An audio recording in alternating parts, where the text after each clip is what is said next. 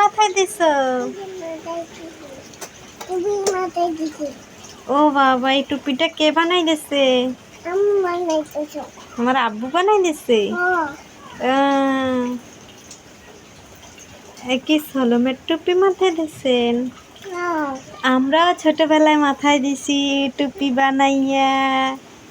আমার তুমি মানে